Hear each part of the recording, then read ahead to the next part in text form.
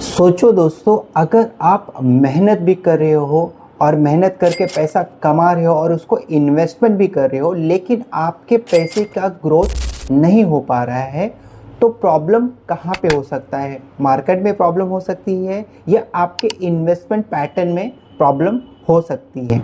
लोग 3 ऐसे major mistake करते हैं जिसके वजह से उनका जो ग्रोथ है वो नहीं हो पाता है। आइए हम बात करते हैं वो क्या क्या मिस्टेक करते हैं। सबसे पहली गलती, लोगों का कोई क्लियर फाइनेंशियल गोल नहीं होता है। जस्ट इन्वेस्टमेंट के लिए वो लोग इन्वेस्ट कर देते हैं। एग्जाम्पल, अगर आपका रिटायरमेंट का पर्पस है कि मुझे रिटायरमेंट के लिए प्लानिंग करना है, घर खरीदना या बच्चों की पढ़ाई के लिए आपको इन्वेस्टमेंट करना है, हर गोल का टाइम पीरियड और इन्वेस्टमेंट अलग होता है। इसलिए पहले गोल लिखो, फिर इन्वेस्टमेंट प्लान बनाओ।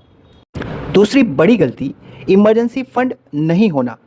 अगर कल को जॉब चली गई या आपका बिजनेस में लॉस हो गया, आपका बिजनेस बंद हो गया, या आपको मेडिकल इमरजेंसी आ गई या कोई अनएक्सपेक्टेड सिचुएशन आ गई और आपके पास इमरजेंसी फंड नहीं है, तो आपको आपके इन्वेस्टमेंट को बीच में ही तोड़ना पड़ेगा।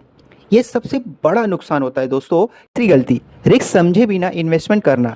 हर इन्वेस्टमेंट का रिस्क अलग होता है। अगर आप हाई रिस्क नहीं ले सकते, लेकिन आप हाई रिस्क इन्वेस्टमेंट में पैसा लगा दोगे, तो मार्केट गिरते ही आप पैनिक करके उसे बीच में ही तोड़ दोगे और लॉस पक्का है। अपनी रिस्क कैपेसिटी समझो, फिर उस हिसाब से पोर्टफोलियो बनाना चाहिए।